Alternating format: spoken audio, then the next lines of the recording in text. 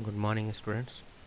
जैसा कि आप लोगों को पता है कि अपन थर्मोडायनेमिक्स की फर्स्ट यूनिट फिजिकल पेपर की फर्स्ट यूनिट पढ़ रहे हैं अपन थर्मोडायनेमिक फर्स्ट। आई होप कि अभी तक जो आपको मैंने पढ़ाया है वो आपके समझ में आया होगा, और अगर उसमें कहीं भी कोई भी दिक्कत आए तो आप मुझसे कभी भी पूछ सकते हैं। अ, आज हम जो है करेंगे आदर्श गैस के प्रसार के लिए वर्क, W यानी वर्क, Q यानी हीट, डेल्टा E यानी change in enthalpy, delta E यानी change in internal energy, and delta H यानी चेंज इन एंथैल्पी। इन सब की गणना करेंगे, यानी इन सब की कैलकुलेशन करेंगे। Okay, so calculation of work, heat, change in internal energy and change in enthalpy for the expansion of an ideal gas. यानी सबसे पहले हम करेंगे इसके अंदर गैस के उत्क्रमणीय समतापी प्रसार में किया गया कार्य, यानी work done in reversible isothermal expansion of ideal gas. पहली बात तो ध्यान रखिएगा, आपके ओनली रिवर्सिबल प्रोसेस है सिलेबस के अंदर, और वो भी ओनली आइसोथर्मल। ठीक है, एक्सपेंशन, कॉन्ट्रैक्शन नहीं है, इरिवर्सिबल नहीं है, ये आपके कोर्स में नहीं है। ठीक है, तो अगर हम इसमें देखें तो प्रसार कार्य में, यानी यदि प्रसार उत्क्रमणीय हो तो गैस द्वारा किया गया कार्य, यानी अगर रिवर्सिबल एक्सपेंशन हो रहा है तो वर्क जो होता है वो वर्क रिवर्सिबल लिखते हैं हम उसको, और वो होता है पी डेल्टा वी। और जब एक्सपेंशन हो रहा है तो ये नेचुरल सी बात है, वॉल्यूम चेंज होगा, यानी V1 से V2 जाएगा वॉल्यूम। तो हमने इस वर्क का V1 से लेके V2 के बीच में क्या किया है, इंटीग्रेशन किया, यानी समाकलन। ठीक है, और पी डेल्टा वी है ही वर्क, PdV। आप जानते हैं प्रेशर हम कांस्टेंट रखते हैं, हम क्या रखते हैं बेसिकली, हमारे इन्वायरमेंटल प्रोसेस जो है ज़्यादातर कांस्टेंट प्रेशर पे होते हैं, यानी एनवायरमेंटल प्रेशर पे होते हैं। तो P क्या है, कांस्टेंट है। ठीक है, चेंज क्या हो रहा है, वॉल्यूम, और वो क्या हो रहा है, dV। ठीक है, ये जो है डेरिवेशन, यानी work is equal to PdV, ये हम लास्ट क्लासेस में कर चुके हैं कि ये आता है। ठीक है, W is equal to PdV, और उसका जो है इंटीग्रेशन किया है, यानी समाकलन किया है यहाँ V1 से V2 तक। ठीक है, अब हम जानते हैं कि अगर 1 मोल आइडियल गैस है सिलेंडर में तो PV इज इक्वल टू होता है वैसे nRT, बट अगर 1 मोल है तो उसके लिए PV इज इक्वल टू हो जाएगा RT। ठीक है, तो P की वैल्यू आ जाएगी RT/V। ठीक है, तो यहाँ पे हम क्या करेंगे, इस इक्वेशन नंबर 1 में P की वैल्यू पुट कर देंगे, और P की वैल्यू क्या है हमारे RT/V। ये वैल्यू पुट करी तो देखिए work reversible is equal to क्या हो गया, RT/V डॉट dV, यानी मल्टीप्लाई बाई dV, V1 से V2 तक इंटीग्रेशन है। अब R और T, यानी RT जो है वो यहाँ कांस्टेंट है तो बाहर आ जाएगा, और इंटीग्रेशन किसका होगा, dV/V का, और dV/V का अगर हम इंटीग्रेशन करेंगे V1 से V2 तक तो वो क्या आता है, नेचुरल लॉग V2/V1 आता है। ठीक है, RT तो ऑलरेडी है तो वो आता है natural log V2/V1। Natural log का आप जानते हैं कि अगर लॉग बेस 10 में हम कन्वर्ट करते हैं तो 2303 से, यानी 2303 से मल्टीप्लाई करते हैं। ठीक है, तो ये नेचुरल लॉग है, इसको ln बोलते हैं अपन, ये l है और n, इसको ln भी बोलते हैं। ठीक है, तो मैं इन जनरल ln ही बोलूँगा, या नेचुरल लॉग भी बोल सकते हैं। ठीक है, तो वर्क रिवर्सिबल आ गया हमारे पास, रिवर्सिबल मतलब रिवर्सिबल प्रोसेस में जो वर्क आया है वो आया है RT ln V2/V1, equation number 5 आ गई। ठीक है, और इसको जैसे ही हमने log बेस 10 में कन्वर्ट किया तो देखिए ये हो गया 2303 RT log बेस 10 V2/V1, और ये हो गया आपकी इक्वेशन नंबर 6, याद रखिएगा। और for an ideal gas PV is equal to nRT होता है, हम जानते हैं, और according to the Boyle law हम जानते हैं P1V1 is equal to P2V2 होता है। ठीक है, क्योंकि अगर सेम गैस है तो हम ये कह सकते हैं कि P1V1 is equal to P2V2 है। इट मीन्स V1/V2 क्या हो जाएगा, V2/V1। देखिए क्रॉस मल्टीप्लिकेशन है, जब V1 इधर आएगा नीचे तो P2 इधर जाएगा नीचे, तो V2/V1 क्या हो जाएगा, P1/P2।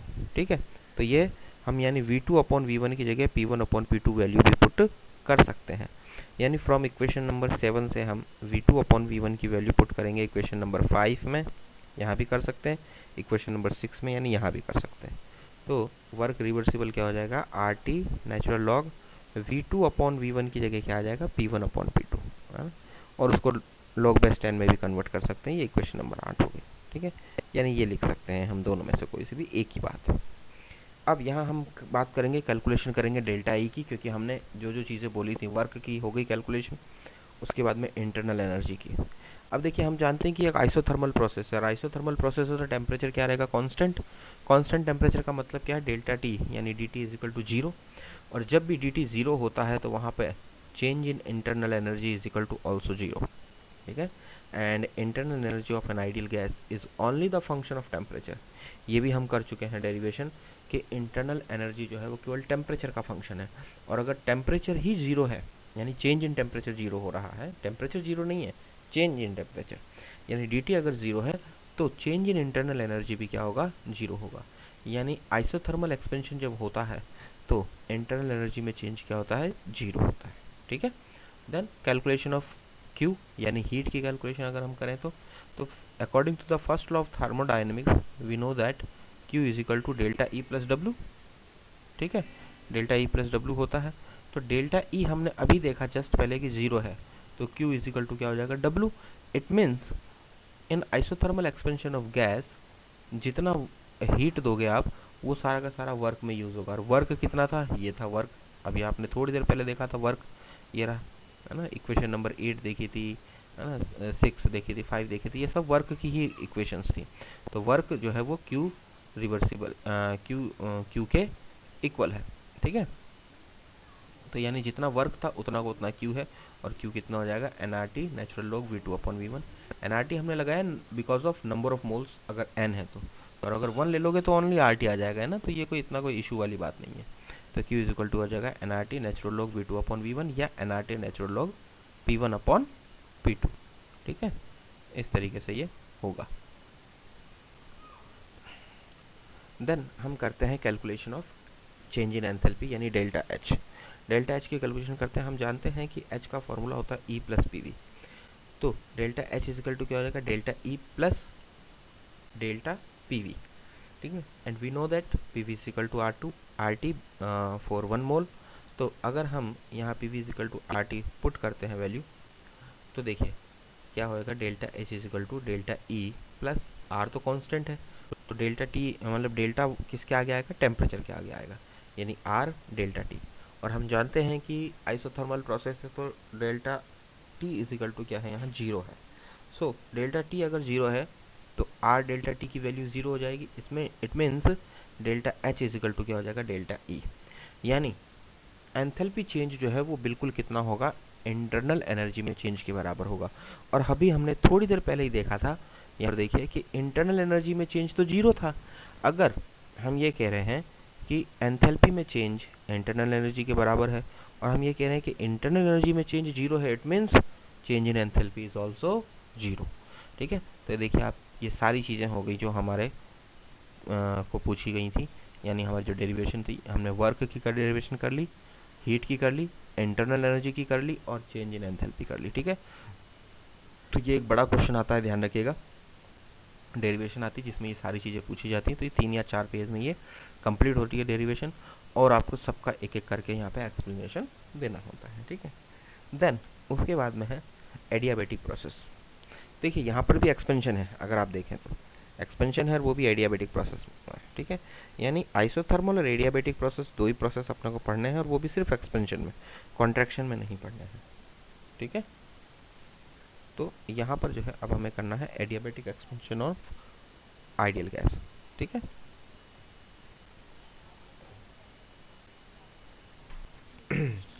तो देखिए नेक्स्ट हमको करना है adiabatic expansion of an ideal gas, यानी आइडियल गैस का एडियाबेटिक एक्सपेंशन हम यहाँ पर जो है करेंगे, ठीक है।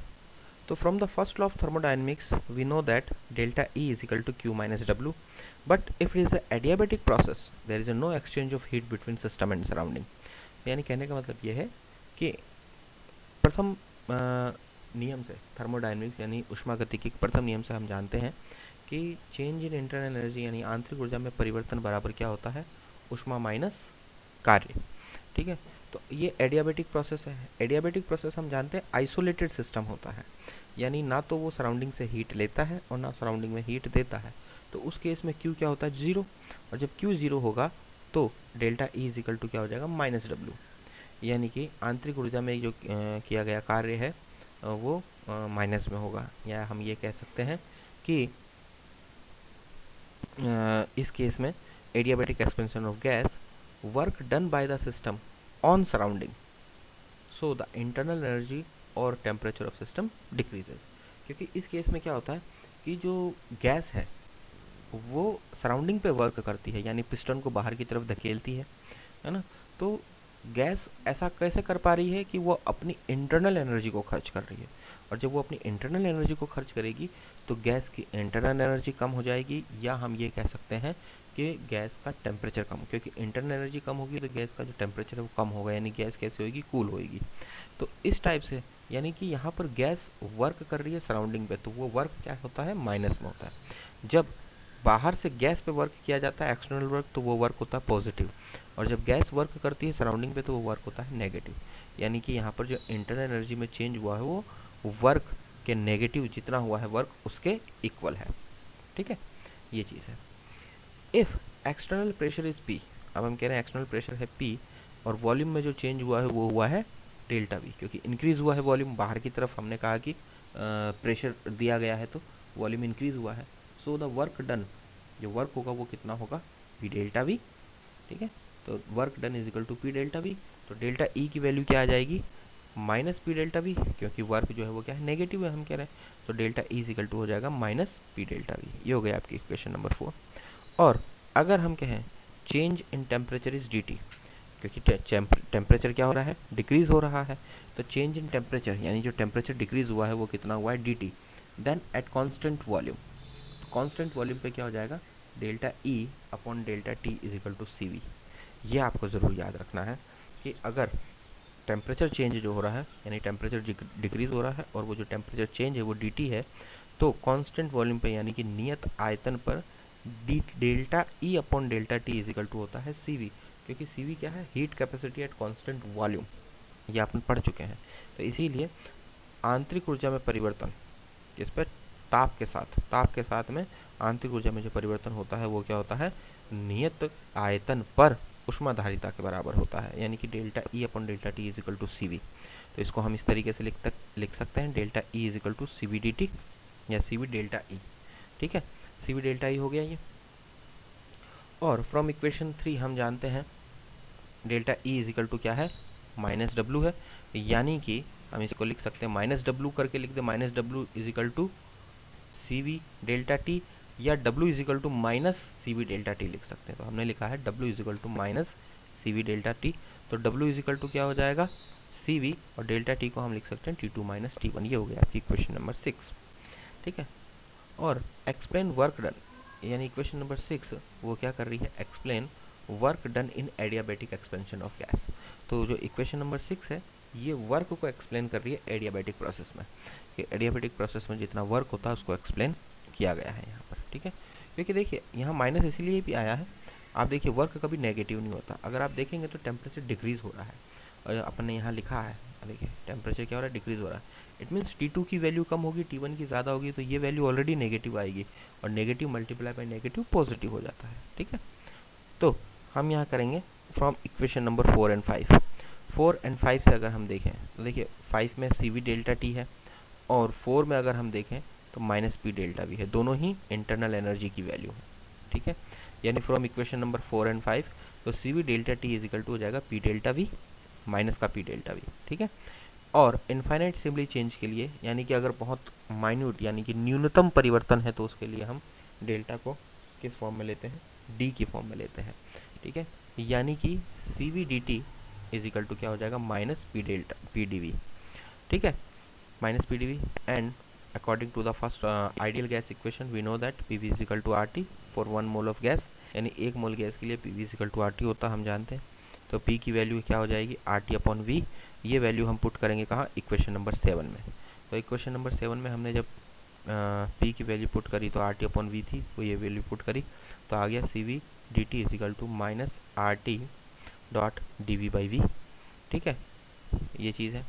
और देखिए यहाँ से टी जो है वो इस तरफ जाएगा क्रॉस मल्टीप्लिकेशन में, तो ये जाएगा C V D T by T is equal to minus R D V by V. ये हो गई इक्वेशन नंबर 8, है ना, क्रॉस मल्टीप्लिकेशन में इधर भेजना। अब इसको हम क्या करते हैं, इनिशियल और फाइनल स्टेट में सिस्टम के टेम्परेचर और वॉल्यूम। तो इनिशियल और फाइनल स्टेट में सिस्टम का टेम्परेचर क्या था, T1, और वॉल्यूम कितना था, V1 इनिशियल स्टेट में। फाइनल स्टेट में सिस्टम का टेम्परेचर कितना है T2 और वॉल्यूम कितना है V2। तो T1 V1 और T2 V2 के बीच में हम क्या करेंगे, इसका इंटीग्रेशन कर देंगे इक्वेशन नंबर 8 का। तो इसका तो करेंगे T1 से T2 तक और इसका करेंगे V1 से V2 तक, ये देखिए।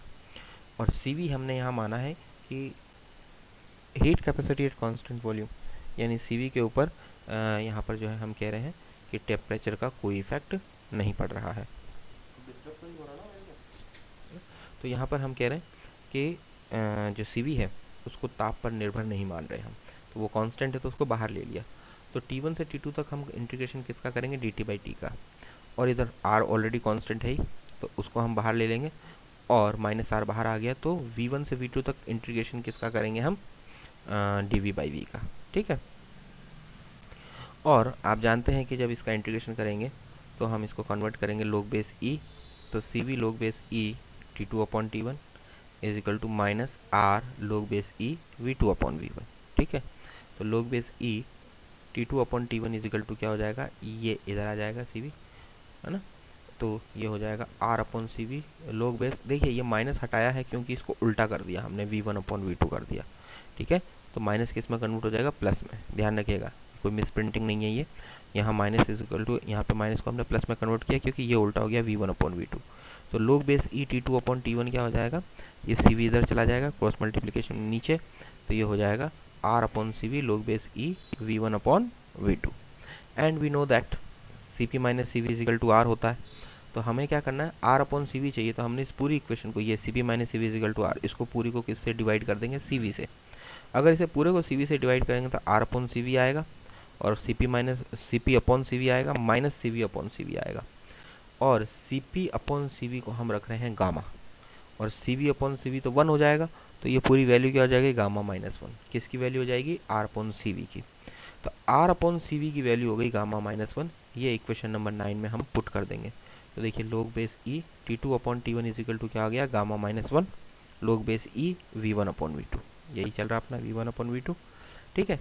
इसका हम एंटीलॉग लेंगे, और जब इसका एंटीलॉग लेते हैं तो ये हट जाएगा और ये हो जाएगा T2/T1, और ये जो आगे आया है ये कहाँ चला जाएगा, पावर में चला जाता है, यानी V1/V2 की पावर गामा-1। इंपॉर्टेंट है 10 नंबर इक्वेशन।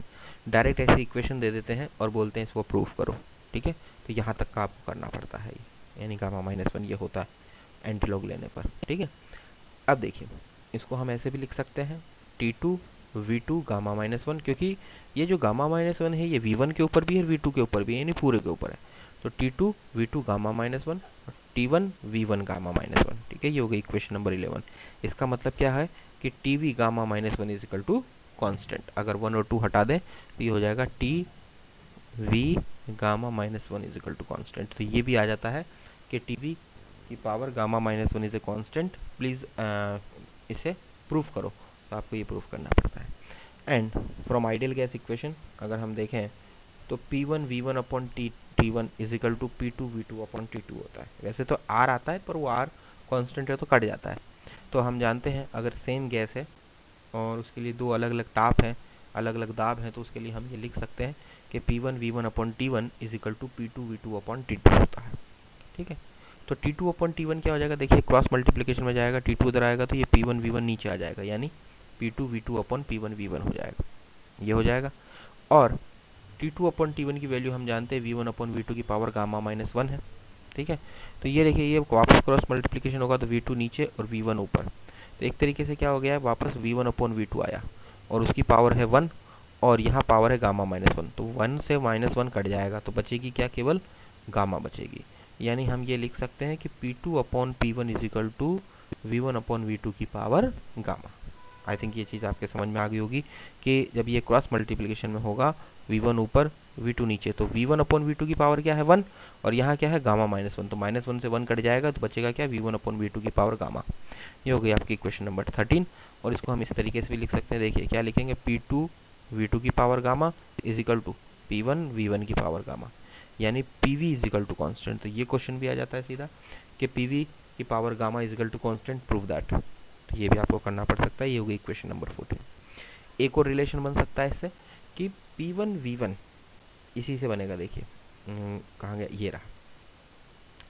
अगर हम T1 को ऊपर ले जाएं तो ये हो जाएगा P1 V1 upon P2 V2 is equal to T1 upon T2 हो जाएगा। ये P1 V1 upon P2 V2 is equal to T1 upon T2 and V1 upon V2 क्या हो जाएगा, देखिए T1 अपॉन T2 तो है ही, और ये नीचे जाएगा यानी और ये ऊपर जाएगा तो P2 अपॉन P1 हो जाएगा। क्रॉस मल्टीप्लिकेशन है यहाँ पर और कुछ भी नहीं है इन तीनों रिलेशन में।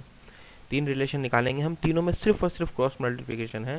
क्रॉस मल्टीप्लिकेशन का आप ध्यान रखेंगे तो बिल्कुल ईजी हो जाएगा। ये V1 अपॉन V2 क्या हो जाएगा, T1 upon T2 multiply by, ये देखिए P1 अपॉन P2 इधर जाएगा तो उल्टा जाएगा यानी P2 अपॉन P1, यानी P2 upon P1 multiply by T1 upon T2, equation number 15।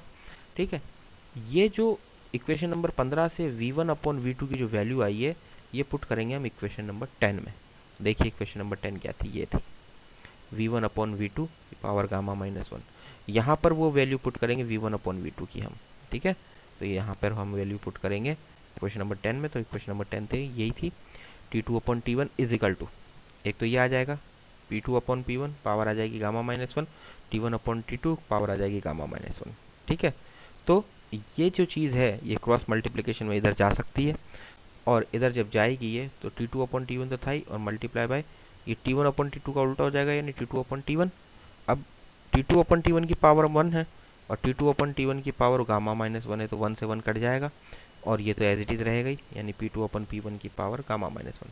तो ये चीज़ आएगी यहाँ पर यानी T2 अपॉन T1 की power gamma is equal to P2 upon P1 की पावर गामा माइनस 1। यानी हम ये भी लिख सकते हैं कि T2 gamma P1 gamma minus 1 is equal to T1 gamma P2 T1 यहाँ पे 2 एक सेकेंड, ये होएगा आपका, ये हो जाएगा T1, हाँ ठीक है, तो ये हो जाएगा आपका T gamma P gamma minus 1 is equal to constant. यहाँ पर कुछ गड़बड़ हुई है, आप लोग देखिएगा, मैं भी इसको चेक करूँगा वापस, होता यही है और यहाँ पे थोड़ी सी कुछ ना कुछ गड़बड़ हुई है, मैं चेक करके बताऊँगा ना, क्योंकि अब ये तो रिकॉर्डिंग चल रही है तो यहाँ पर इसको सॉल्व करने में थोड़ी दिक्कत आएगी। मैं वापस सॉल्व करके इसको आपको ठीक करके बताऊँगा, यहाँ कोई ना कोई दिक्कत हुई है। ठीक है, पर लास्ट एक्सप्रेशन यही आएगा कि टेम्परेचर की पावर गामा और प्रेशर की power gamma minus 1 is equal to constant. ठीक है, यानी अगर हम एडियाबेटिक प्रोसेस में देखें तो 11, 14 और 17 तीन इक्वेशन थी अपने। 17 ये रही है ना, 14 आप देखें ये रही और 11 ये रही। इन तीनों इक्वेशन से अगर हम देखें तो ये चीज़ निकल के आती है कि T into V gamma minus 1 is equal to constant, P into V की power gamma is equal to constant और T की पावर गामा और P की power gamma minus 1 is equal to constant. ठीक है, तो ये शायद ये होगा T2 P2 होगा यहाँ पर, शायद ये होगा T2 की पावर गामा और यहाँ P2 होना चाहिए, P2 की पावर गामा माइनस 1 और T1 और P1 की पावर गामा माइनस 1। ये भी शायद उल्टा होगा या ये उल्टा होगा, एक बार देखना पड़ेगा, कुछ गड़बड़ तो हुई है यहाँ पर, मैं चेक करूँगा है ना, और आप लोग भी चेक करिएगा। अगर आप लोगों के समझ में आ जाए तो आप लोग मुझे बता सकते हैं। ठीक है, कि सर हमारे समझ में आ गया है तो मैं उसका आगे कुछ नहीं बनाऊंगा, नहीं तो मैं इसी जगह पर इन पेज नंबर 54 में ही यहाँ पर जो भी चेंजेस होगा वो करके आपको नेक्स्ट क्लास में यहाँ शो कर दूंगा। ठीक है, पूरी डेरिवेशन नहीं करेंगे, जो भी यहाँ चेंजेस हैं, जो यहाँ गलती हुई है वो मिस्टेक चेक करके बता दूंगा। ठीक, उसके बाद हम करेंगे, देखिए अभी तक हमने आदर्श गैस का समतापी उत्क्रमणीय प्रक्रम में कार्य किया था। अब हम करेंगे आदर्श गैस का रुद्धोष्म उत्क्रमणीय प्रक्रम में किया गया कार्य, यानी work done in adiabatic reversible expansion of an ideal gas. Adiabatic वहाँ वर्ड था आइसोथर्मल, यहाँ वर्ड है एडियाबेटिक, सिर्फ इतना ही अंतर है। ठीक है, तो इतना ही इसके अंदर जो है अंतर है और इसको हम करेंगे कल। ठीक है, आज इतना ही करेंगे क्योंकि नहीं तो ये ओवरलैप हो जाएंगे डेरिवेशंस। आज ऑलरेडी आपने 2 डेरिवेशन कर लिए, इतना काफ़ी आज। Okay, thank you.